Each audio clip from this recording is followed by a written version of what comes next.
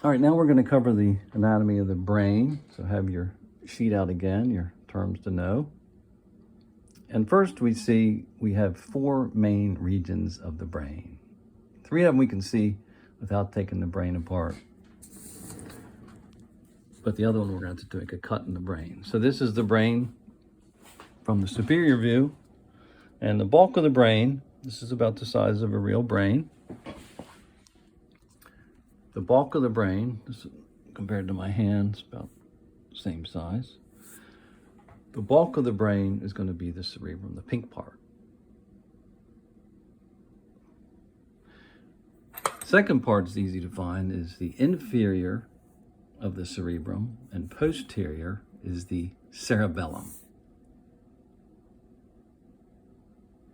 Then we're going to have the brain stem here in white. And then we're going to have what's called the diencephalon. Now, to see the diencephalon, we're going to have to take the brain apart. It's in the middle core of the brain. So if I take this brain and I divide it straight down the middle, so we have a right and left half, I'm going to end up like this, where they already made the split. Now I'm going to turn it so we can see the split here.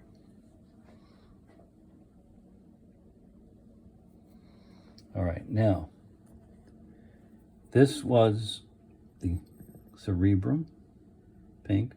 Brown was the cerebellum. This is the brain stem. And the diencephalon is this round structure here. Includes 19 and 20 there, and 21, and 22. And I consider it like an egg inside the brain. There's actually 2 of them, because di means 2, n means in, and cephalon can mean the head or the brain. So think of it as 2 eggs in the brain.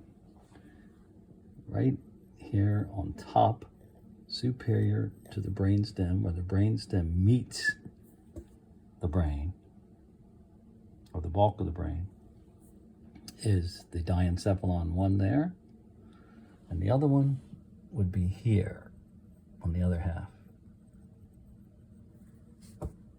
So we have 2 cerebral hemispheres.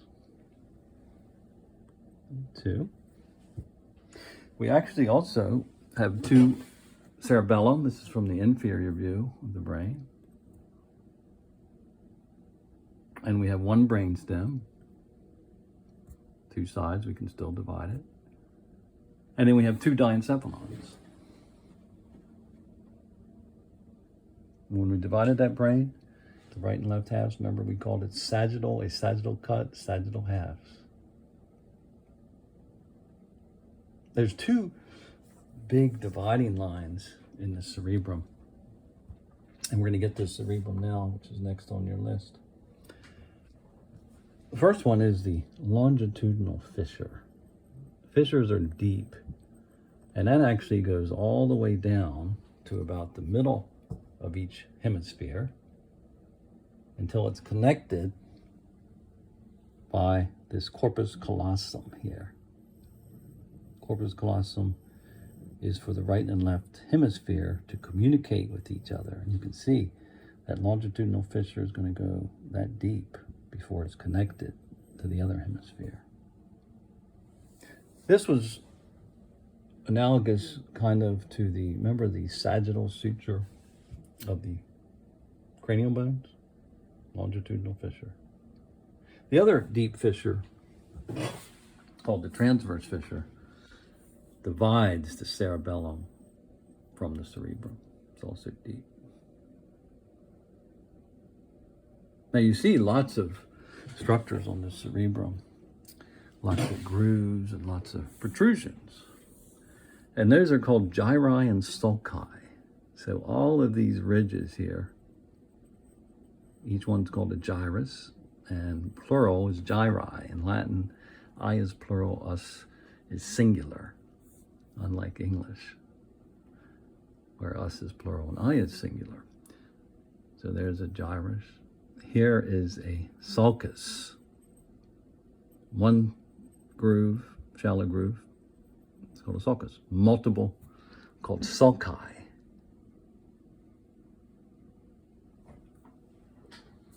Now what the gyri and sulci do is they increase the surface area of the brain. And that way, we can have more connection between blood vessels and the brain tissue, so we can have more nutrients into the brain, more waste products leave the brain. The blood vessels are tucked down the sulci, they wrap all over the gyri. Protrusions are a good way to increase the surface area of organs, cells, many structures we're going to find out. All right, continuing on the cerebrum, we're going to have 4 lobes, just like we had 4 parts of the cranial bones. We actually had 6 bones making up the cranium, but the 4 major ones are going to come back to you now, because we have a frontal lobe. From this pencil line all the way up is the frontal lobe. That's where the frontal bone was, remember? Then we have the parietal lobes back here. That's where the parietal bones were. We had the temporal lobes, where the temporal bones were. And we even have an occipital lobe, where the occipital bone was. So we could really say frontal lobe, parietal lobes, temporal lobes here and on the other side, and occipital lobe. On this colored brain, they have them pretty well distinguished here. Here's the frontal, the yellow, both yellows. Blue is more the parietals. This area here, protruding, temporal, and then the yellow and green in the back here are the occipitals. You can see a lot of gyri and sulci, longitudinal fissure, transverse fissure. Some of the sulci and gyri do have names. We're going to only give you the main ones. If you're on your list now, major sulci and gyri, we have the central sulcus. Now the central sulcus is this one where the pencil line is. It simply divides the frontal lobe from the parietal lobes. And therefore, if you have a gyrus right in front of the central sulcus, it's called the precentral gyrus. And that's going to be your major motor area. In other words, the neurons in that gyrus are going to be the main ones going to your muscles. Posterior to the central sulcus is the postcentral gyrus, and those are going to be your main sensory gyrus, where a lot of the sensations coming in from outside the body, senses, are going to go to the postcentral gyrus first. This is analogous to the coronal suture of the bones, this central sulcus. The lateral sulcus is actually here between the temporal lobe and the parietal lobe. And then we also have a parieto-occipital sulcus, which is actually hard to see on the outside of the brain, kind of along here. But if we cut that brain open, sagittal view, we can see it nicely here where I colored it in pencil. Parieto-occipital sulcus. Okay, let's go to the second page. A few things about the cerebellum. Here We also have, this is from the inferior view, we also have two hemispheres on the cerebellum, right and left. Where they're connected, they're this little section down in here. It's called the vermis. We do a sagittal cut there. We'll see what we call the arbor vitae. Now, arbor vitae means tree of life. And where all this white matter is here, it looks like tree branches. That's where they get that. So that's the arbor vitae. Arbor vitae is white matter, and we didn't really say what white matter was yet.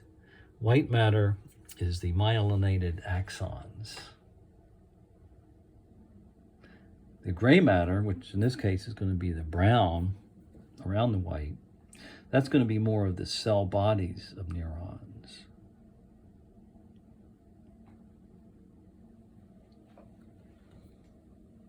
And we're going to see that in the brain too at some point here.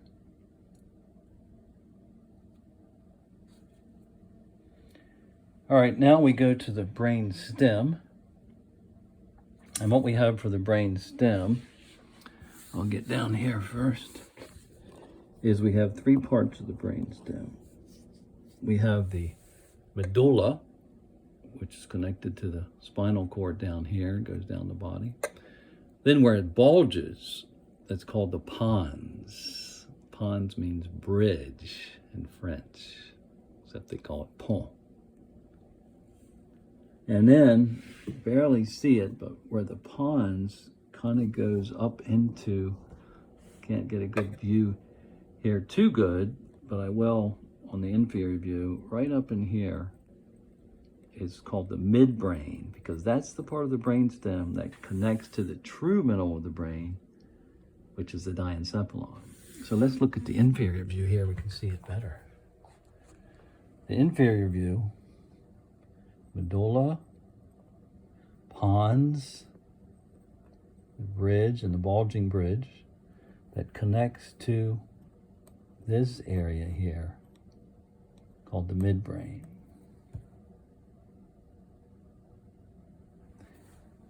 From the sagittal view, medulla, pons, and there's the midbrain. We can see it nicely right here. Best seen from the sagittal view. Remember, the midbrain connects to the true middle of the brain, which is the diencephalon. Another view of another brain, medulla, pons. Here we can see the midbrain nicely. Want to see it again? Okay. This is the colored brain cut. Medulla, pons, and there's the midbrain. Now let's cover the diencephalon now. Diencephalon, we have to look at the sagittal view. True middle of the brain.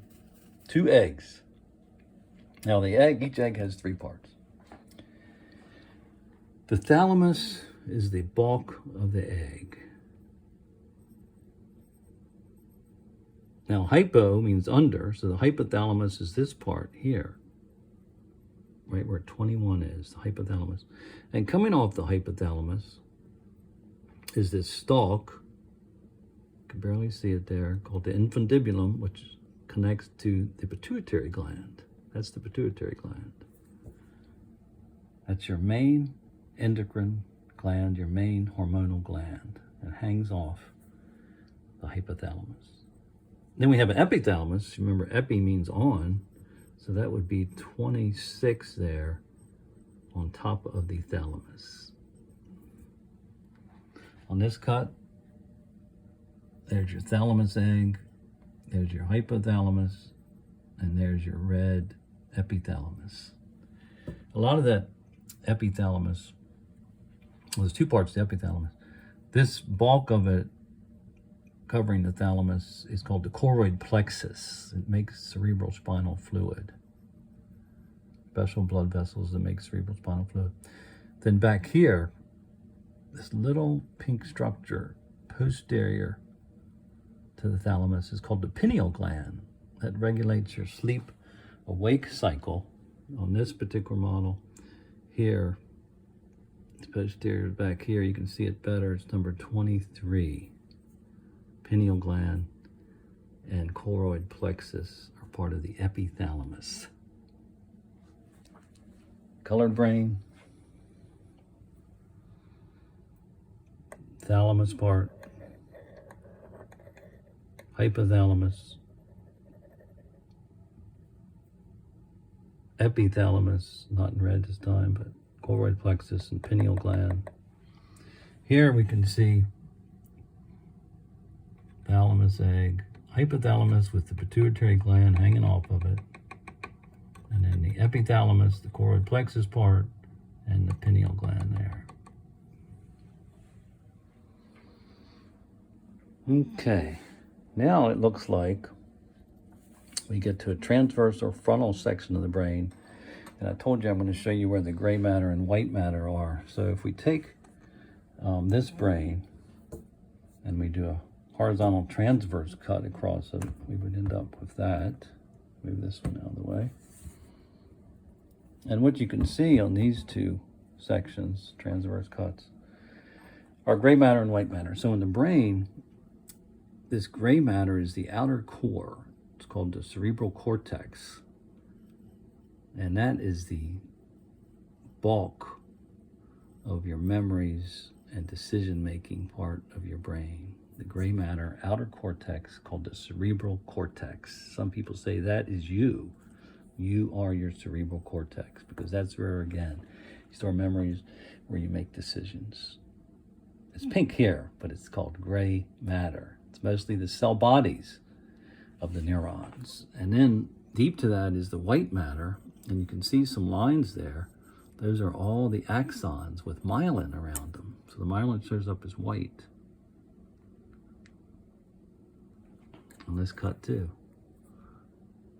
Now sometimes the gray matter will go down in those sulci, but it's the outer core of the cerebrum, and then white matter deep. We have some cranial nerves coming off the brain. I have a lecture on that. We're only going to cover about 4 of them. There are 12 cranial nerves coming off the brain and brain stem. And the brain stem is part of the brain. Best seen from the inferior view. The first cranial nerve you can see here is called the olfactory. Cranial nerve number 1. You can see the Roman numeral 1. That's the smelling nerve.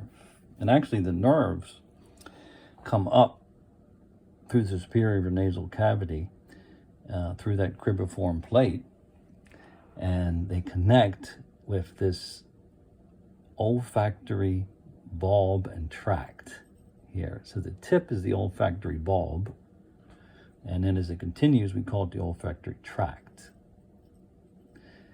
We change the name for neurons that are actually on the brain or go into the brain, we call them tracts, whereas neurons leading to the brain and outside of the brain in the whole body, we call nerves. Nerves are a whole bunch of neurons. Tracts are a whole bunch of neurons, except they're on or in the brain.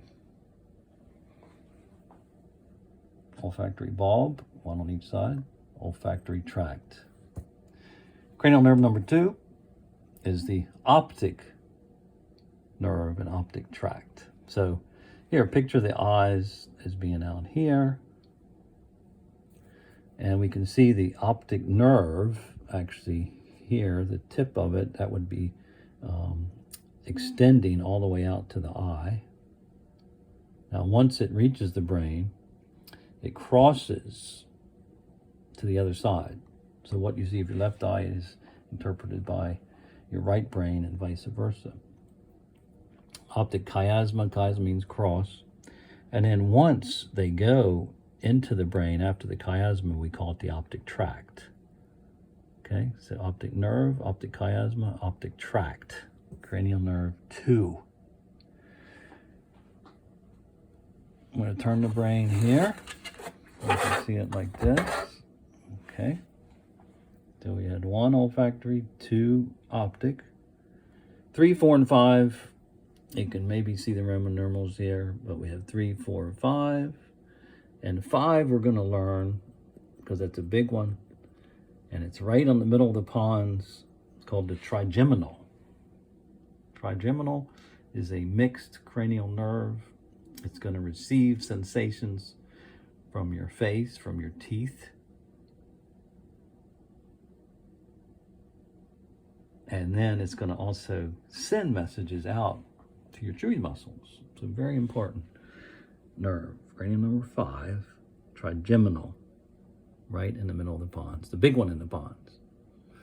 Then we have 6, 7, 8, cranial nerve 9, 10, 11, and cranial nerve 12. The other one we're going to learn besides the olfactory, optic, and trigeminal is number 10, right here. And that's important because that's called the vagus nerve. And the vagus nerve is the one that goes to all your organs. So it regulates your organs. So be able to identify those 4. Let's look on this model and I'll go over them again. It's not hard. Olfactory, smelling. Optic for seeing. Trigeminal, mixed nerve, motor and sensory, going to and from your face. And then the vagus, number 10. I'm not going to ask you any of the others. But you should know there's 12. We cover them in lecture.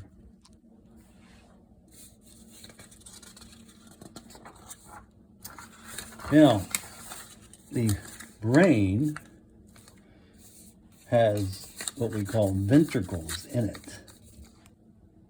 On your sheet, I think we're on the 3rd page now. 3rd page of your sheet, we have ventricles. Now, ventricles are fluid-filled chambers in the brain. They help make the brain a little lighter. They circulate cerebrospinal fluid in the brain as well.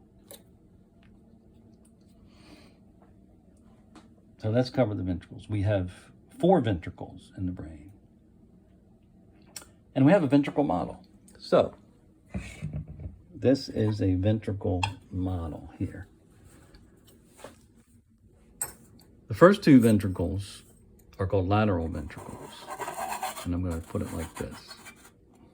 And there's 1 lateral ventricle in each cerebral hemisphere. So you can see lateral ventricle, lateral ventricle. So they call those ventricles 1 and 2. See, I'm kind of overlapped here. They curve all the way around like this. That's a lateral ventricle, and we have 1 on the other side.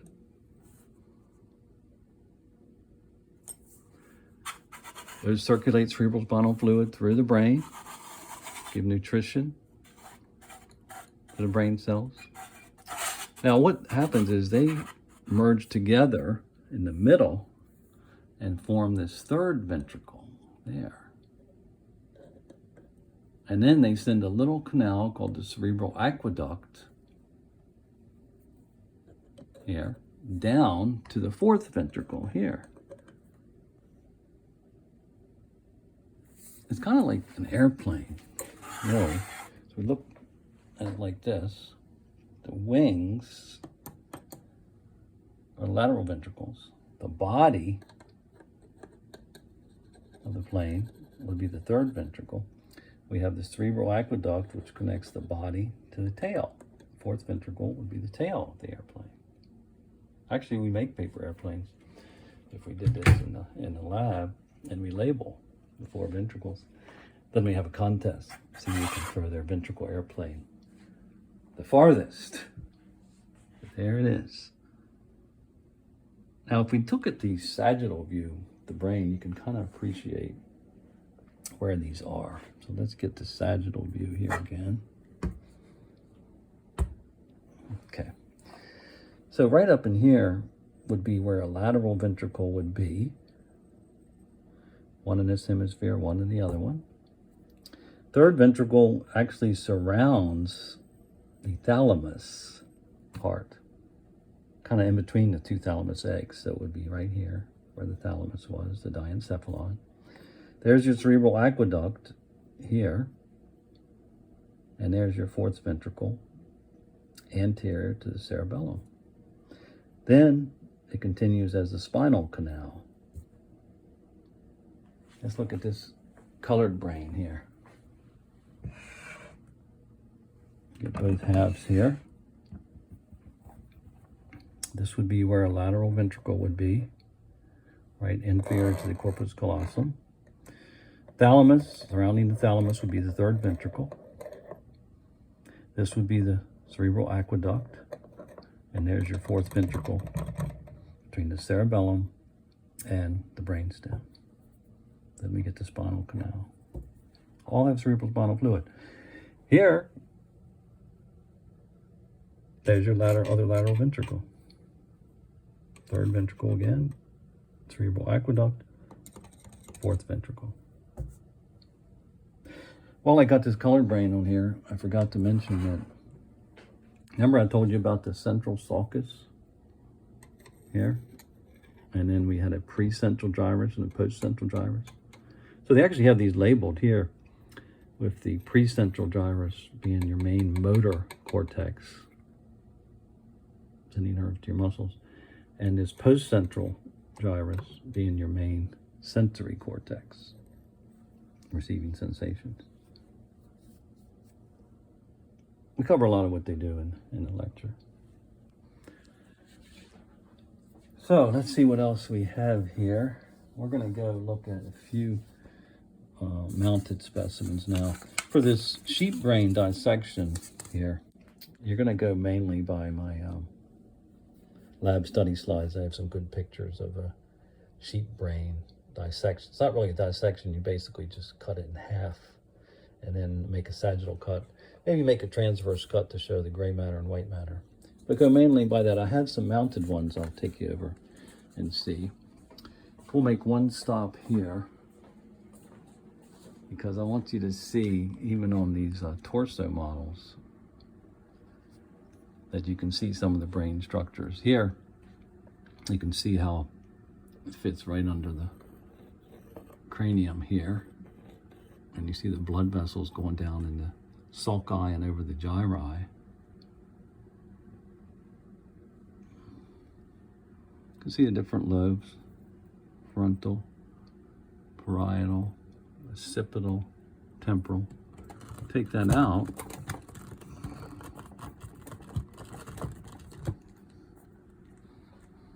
And even on this part, you can see the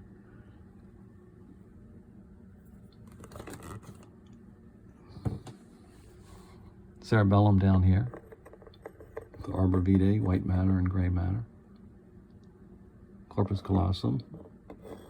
But here you see the fourth part of the brain, that diencephalon here. Remember the egg? And you can even see the three parts: thalamus, the egg, hypothalamus, with the pituitary hanging off of it here. Stalk is the infundibulum. Notice how the pituitary sits down in the sella turcica of the sphenoid bone for protection, because this is your master endocrine gland, which is actually controlled by the brain, controlled by the hypothalamus of the brain, but it's tucked right down there into that sella turcica, this Turkish saddle on the butterfly bone, the sphenoid bone. Then we have the epithalamus, which in this case, they're showing in pink here. That's the choroid plexus part of the epithalamus, and this is the pineal gland here. You can also see the brainstem, three parts nicely. Medulla, pons, and that's the midbrain part of the brainstem. I'll say it again. Connecting to the true middle of the brain, the diencephalon there. People sometimes get the midbrain and diencephalon confused. The midbrain is part of the brainstem that connects to the true middle of the brain, which is the diencephalon, particularly the egg-shaped thalamus. All right, now we'll go over to the mounted specimens to complete this video.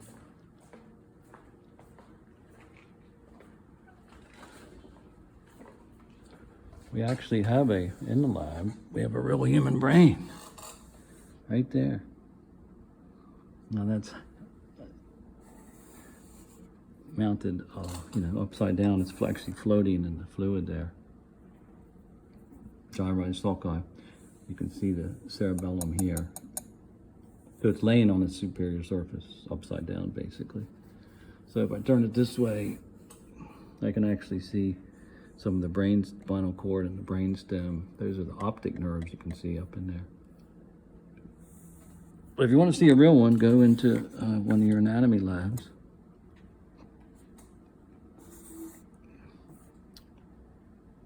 On a campus. Each lab should have a real human brain. I don't know where they got them from. This is a shrunken brain. Once they take it out of the fluid, it'll shrink. I have a nice brain dissection of a real doctor that did one. Forget her name, but it's really good, and I have that as part of your lecture. She took a brain out of a cancer patient that had died recently. But here, even here, you can see cerebrum, cerebellum, right there, brainstem, and this would be the diencephalon here, the egg.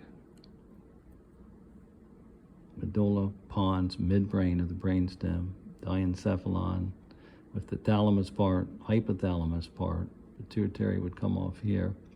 Epithalamus would be up in here. Pineal's right there. That's your corpus callosum connecting the right and left cerebral hemispheres.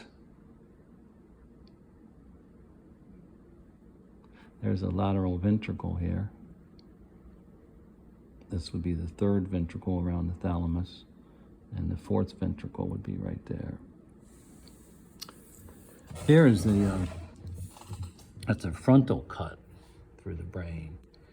And mainly what I want to show you here is you can see the two lateral ventricles, one in each hemisphere. And also on this, you can see the gray matter and white matter. See, it does look gray in real life. See, that's the gray matter, the cerebral cortex, and that's the white matter deeper. See the brain stem nicely, even the three parts, medulla, pons, midbrain. This area here would be where the thalamus eggs are. Here, and that's your third ventricle between them, right there. There's your nice long longitudinal fissure, which comes all the way down until it meets the corpus callosum. Remember, longitudinal fissure is separated right and left cerebral hemisphere, and the corpus callosum connects the right and left cerebral hemisphere, and then the lateral ventricles are right under that. Then the two thalamus eggs right under that, and the third ventricle between them. Then we have our fourth ventricle and our brainstem. There you can see the gray matter, outer gray matter cortex, and the inner white matter very nicely. And the lateral ventricles, so that must be deeper back in the brain. You can see the lateral ventricle is really good there. And you can see that nice arbor vitae of the cerebellum, which has white matter and gray matter around it. Gray matter still in the outer core. Now the sheep brain is not as clear because it is a sheep. It's a lot smaller.